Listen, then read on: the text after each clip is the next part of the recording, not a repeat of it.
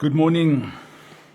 I don't want to use the word patriots because then people will think I'm part of a certain party, but this message is to patriots, to people who love their country and people who are willing to fight to the bitter end for their country. Patriots, to the patriots of South Africa, regardless of your creed, culture, or race. This message is going out to you. And it speaks to the methodology that this ANC has implemented to create what in their minds is a successful and thriving country. So what brought me to this topic is what I've just witnessed that happened in England, where an illegal foreigner or a legal foreigner who's, I don't know, of Islamic descent recently murdered a British boy of the age of 18, Henry Novak. And while he was dying on the floor, after being stabbed over 7 times with a ceremonial sword, was subsequently arrested as he lay dying for racism, charges relating to racism, and then subsequently died in police custody on the pavement after being illegally accused of racism, so that the perpetrators of the murder could escape the consequences of their actions. And that got me to thinking about our situation in South Africa. So one thing, let me start it like this. The ANC famously said that they will rule until Jesus Christ returns. Now, do they actually believe this? No, they do not. No politician in the world believes that they will retain power forever. However, in Africa, people like Robert Mugabe have given this ANC this false bravado into believing that they will be able to re-implement Zimbabwe 2.0 to South Africa, and have systematically set about doing exactly that, because every government around the world that is in power, except dictators seem to believe that they will and their system will never be removed. The USSR believed that, Iran has believed that, Syria has believed that, Maduro believed that, Idi Amin believed that, Adolf Hitler believed that, Kim Jong-un of North Korea believes that, Xi Jinping of China still believes that. But the reality is that they would be foolish to truly, intrinsically within themselves, believe that their system will live forever, because ultimately what happens is that people come to a mindset that they don't want to live under these types of dictatorships, and then they start creating dissension through whatever means they have available to them. So currently we have the internet, we have newspapers, TV, and so on. But unfortunately, in the Western world now, the liberal media has somehow got it in their minds that they, as the liberal media, will be more free under these communist, socialist, Islamic regimes, which, in reality is just absolutely ludicrous in terms of logic to even come to that mindset. But here in South Africa, after watching what has just happened in England, I got to thinking about how things are working in our own country. So let me explain it to you like this, right?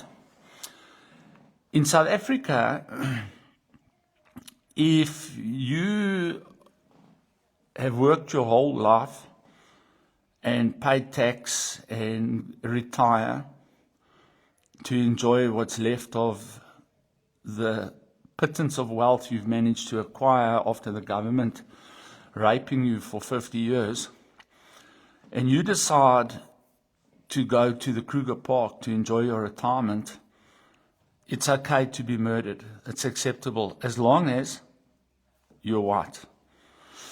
If you belong to minorities in this country, it's okay for you to be excluded from business. It's okay for you to be excluded from the workplace. It's okay for you to be racially profiled and, what's the word I want to use,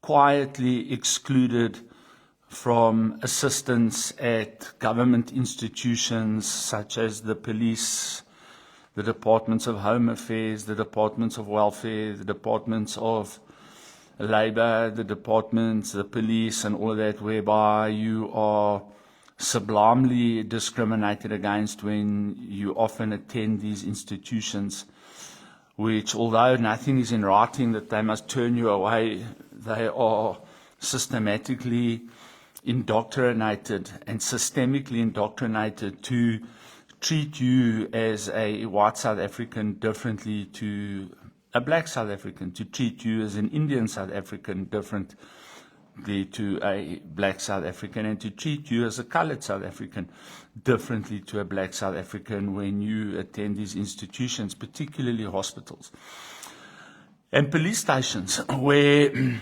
you can just go on the internet and just see how people are literally refused assistance at these institutions. And the only people being refused assistance at these institutions are minorities in this country, right? Then what you do, this is in order that you can create a successful country, in your mind, right? If you are part of a minority and you want to open a business, you have to immediately give 30% of your business away, just because. You have to pay, as the word of God tells us, that the children will pay for the sins of their fathers.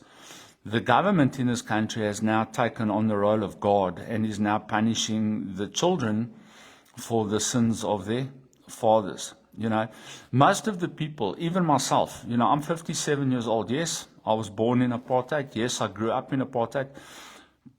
But I didn't set up the business of apartheid. The business of apartheid was set up 20 to 30 years, 22 years before I was even born. I'm not an architect of apartheid. I'm not a participant per se in the apartheid system. I was born into a system. I was indoctrinated into that system. And then I lived within that system because that is the system that the government was enforcing upon the entire nation. But now, my children and my grandchildren who have been forced to leave this country because, and by the way, one portion of my grandchildren and children are Muslim people, which I acquired through my wife's previous marriage, but were forced to leave this country because as Indian colored people, they are a minority and are being discriminated against. So they had to leave, and they left to New Zealand. The other half of the kids are white kids, and they had to leave because there was no opportunity for them. And at the age of 4 years old and 5 years old, their blonde, blue-eyed daughter was being harassed and racially profiled in school, and bubble gum put in her hair, and being bullied by children of color. And so they made the decision to leave, and they left this country and they moved to Australia, where they've been for the last 14 years. and have been productive citizens and become Australian citizens and live, work and pay tax and for all intents and purposes are Australians now. So this is how the ANC communist system works, in that, you first have to apply a system of revenge, right? And then while you're applying the system of revenge, you then have to legalize your system, which is literally what they've done, is they've legalized the system of racism in this country. Now, the problem is this, is that it's not working. It's not working. So what is happening is that you have taken the minorities of this country who are, like it or not, responsible for the vast majority of entrepreneurship, the vast majority of industrialization, the vast majority of invention, the vast majority of economic understanding and financial understanding, and you've sidelined them in favor of people who literally don't have a clue what they're doing. And we can see this blatantly in all these commissions that have been going on since Zondo. Actually, before that, since Jackie Celebi and all of those guys were implicated in corruption with Radovan Krejcir and Agliotti and all of that stuff, right? So you create this system. This is your idea of how you're going to create a successful country. You're going to corrupt the police. You're going to corrupt the police. You are going to corrupt the departments responsible for immigration. You are going to corrupt the military and break the military down into a completely non-functioning and almost useless organization. You are then going to open the borders, and you are going to allow millions and millions and millions of foreigners to come into the country. You are then going to allow those foreigners to occupy your cities, hijack your buildings, stop paying rates and taxes, which you would then subsequently have been using to repair the infrastructure, which you are now no longer getting because these buildings, the proceeds of rentals and so on, are now being collected by criminal gangs who have no interest in infrastructure and rebuilding and growth, personal enrichment. You're happy to allow those people to operate like that because you yourself are in the same mindset. Your mindset is not a mindset of growth. It's not a mindset of your people. It's not a mindset of a better future. It's not a mindset of any of those things. It's a mindset, ultimately, when you came into power, you are of the belief that you will never relinquish power in this country, and you will then create a system whereby you can retain that power. And the best way to retain that power is to destroy the economic future of the people that put you into power, the black South African, the majority of this country. You destroy their economic future. You make them dependent upon you for tiny little handouts. And while you're doing that, you blame the minorities for that situation, in order that you can divert the attention from your game plan, which is to retain power at all costs, while creating a scapegoat upon which you can amass your failings and amass your narrative to stay in power. This is why you are exceptionally upset with systems like Urania. And last night, I watched Rob Hersov speak about, what's that town? Starts with the F, near Villiers, where they have, through initiatives, pretty much excluded the government and excluded the ANC from the building of the infrastructure, the payment and receipt of monies for infrastructure, electricity, and so on, and have literally turned that municipality around. I think it's called the Maputo municipality, where a group of black and white South Africans got together and fixed their town, fixed their municipality, and have in the last 10 years paid 1.63 billion rand back to Eskom for services collected and rendered, and have their non-payment rate is less than 2%.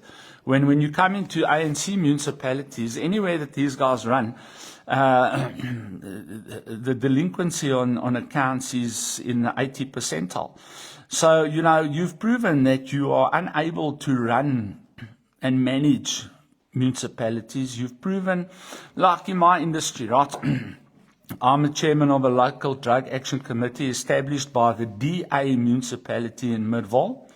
All right, where they've elected a number of people to take part in this local drug action committee. And, we're still finding our feet, but we're there and we meet and we discuss the issues and we try and work hand in hand to try and alleviate some of the problems of the people that are suffering from substance abuse due to the next policy that the ANC is allowed to let slide, which is letting millions and millions of these illegal foreigners come into our country and absolutely, take up places of employment that, they will work for literally bread for the day over South Africans who are supposed to be being paid minimum wage.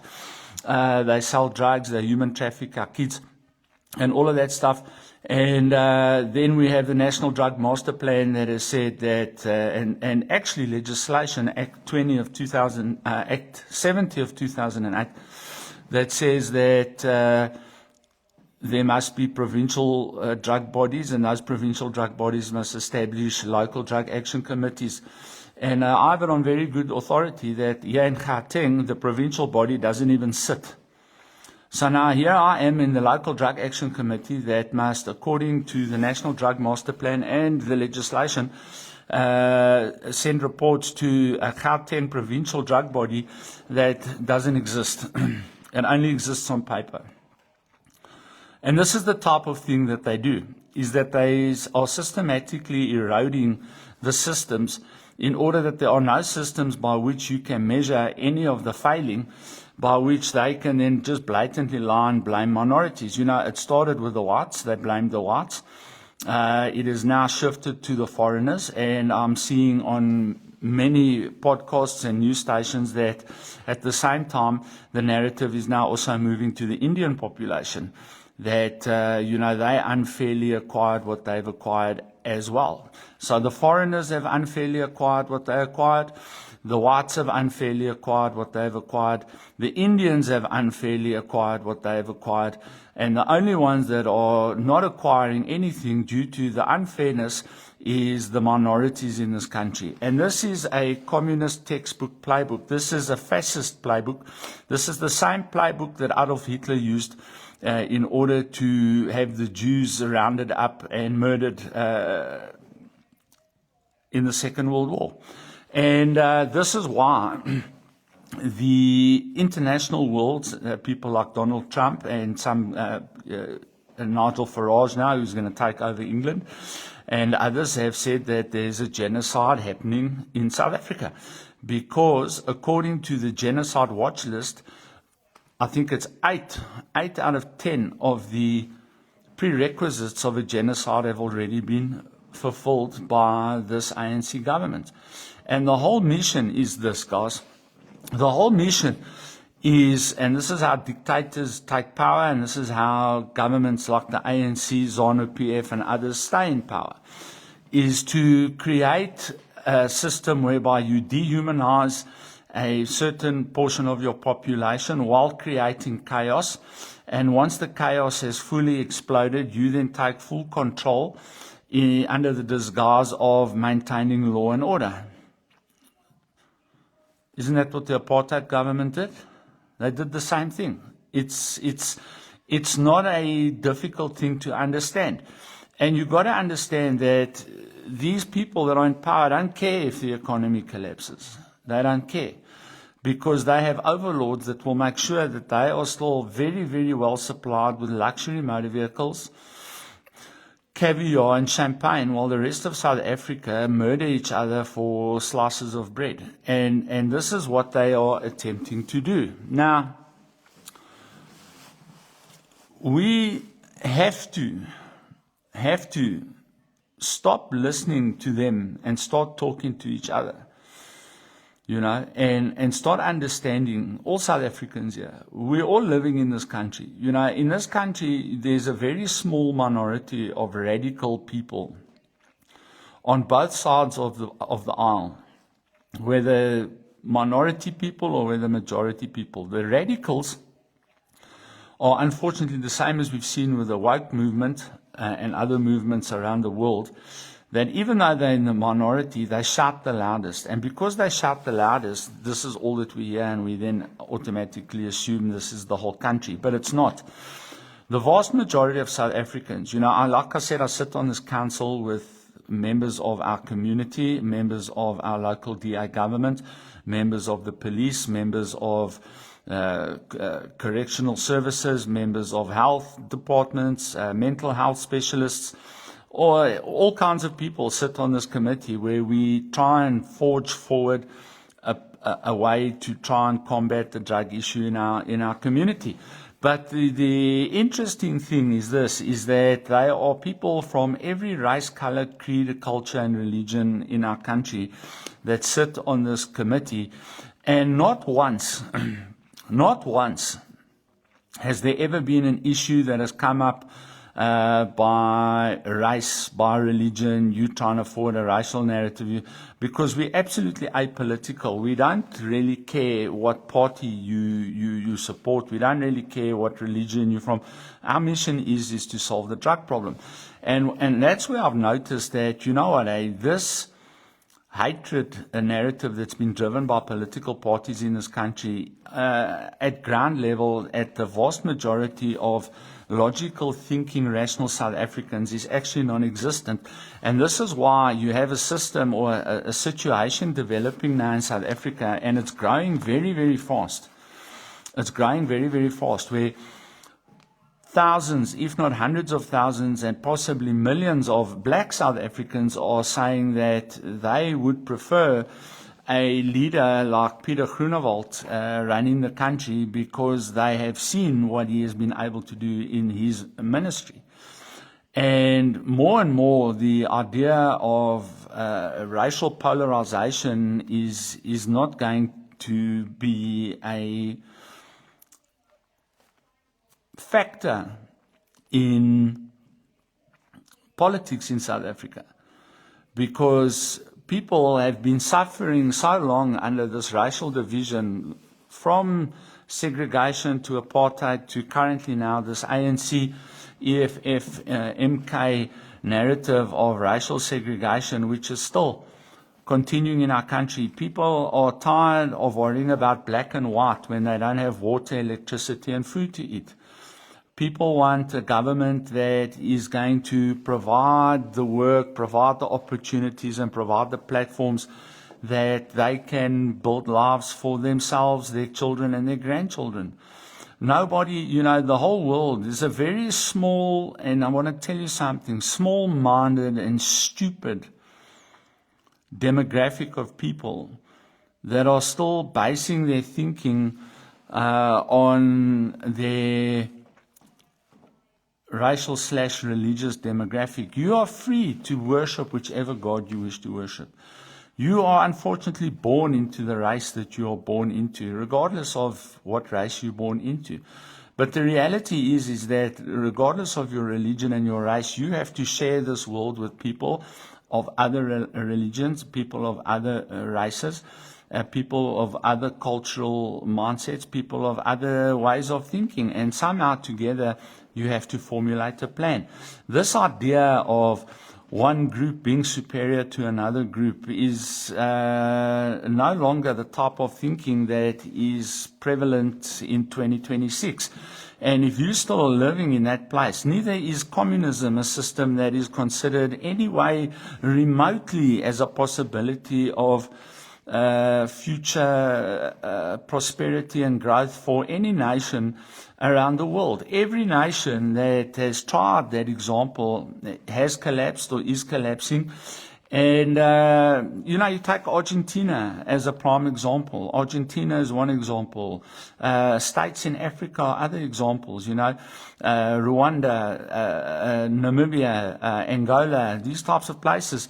Botswana is another one who also now seems to want to go back to, the 1950s. And already, Botswana is starting to catch a bit of a wobble because their president is losing his mind with this radical mindset, after having decades and decades and decades of prosperity, is now wanting to go also back to the 1950s and 1960s and drag his country back into the Stone Age. And if he is trying to do that, it's only for one reason, so that he can stay in power, so that his children can benefit, so that, it's got nothing to do with the prosperity and growth of the country. It's got to do with the prosperity and growth of a party. So someone brought up a valid point with me, and I'm going to leave you with this, right? Is this, right? When you watch an American election, right, you watched the one recently with Donald Trump and Biden, right? Okay, did you see a Republican flag hanging behind Donald Trump and a Democratic flag hanging behind Joe Biden? I'm giving you a second. No, you did not. No, you did not. You saw an American flag hanging on the wall. Because their national identity is not Republican or Democratic. Their national identity is America first, regardless of whether you're Republican or Democratic. And this is the problem in South Africa, is that people are affiliated to parties where their flags and banners are waved in preference to the national identity of South Africa. If you go to a government thing, you don't see the flag of South Africa hanging there, you see the flag of the ANC. If you go to anywhere, if you go to any election and that, you don't see the South African flag, you see party-affiliated flags hanging there. People are more loyal to their party than they are to their country. And that is what needs to change. And this has been my argument from the beginning. Someone else just articulated it for me better. When we start hanging the South African flag up in favor of our party flags, then we're making progress. When we start putting a system into play whereby a human being, regardless of who they are, can achieve regardless of who they are and regardless of what their grandfather or great-grandfather did or didn't do, that's when we will start moving forward in this country. I don't understand, for me personally, when I look at this whole BEE affirmative action story in South Africa, right, to me, it makes no sense that a majority, a country that has a majority of 80%, in terms of race majority, has got an 80% majority, is doing its best to systematically curb a 7% minority from achieving, and what it smacks of in my mind is that this 80% majority is in fear of a 7% minority. Surely, if you have an 80% majority, within that 80% majority, you could develop people that could, through, what's the word I'm looking for? Well, through their superior education, superior systematic knowledge of things, right? Outwork, outperform, outstudy, out-entrepreneur a 7 on merit. I mean, surely in an 80% majority, there's more people of merit that could compete in the marketplace against the 7% minority. Why is it necessary to have systems in place to prevent a 7% minority from participating in a country that is run by an 80% majority? Surely, let's say let's say 50% of that 7, which is impossible, but let's say 50% of that 7% majority is able to outperform 50% of an 80% majority. So you would then literally have 5 million or 3 million people outperforming 40 million people. So if you take 40 million people and you remove the 3 million that are outperforming that 40 million, you've still got 37 million people that could fill those other positions. So it makes absolutely no sense. It makes absolutely no sense unless you are living in a fear mentality. And this is what it is. South Africa, if it is ever again run by a white person, it will be because the black majority voted that white person into power. There will never ever be a situation in South Africa again of apartheid. No white South African of sense that I know wants that system back, because in fact that system has harmed us as much, if not more at this point, than what it harmed the blacks, because we just simply can't compete in this environment. So this is the thing, is that this is the utopia that the ANC has created, that in their desperation to trample upon a 7% minority, they have robbed, starved, and looted their own people into a state of poverty that they will now use to create chaos and remain in power. And that's the move. All right. Have a lekker day. Cheers.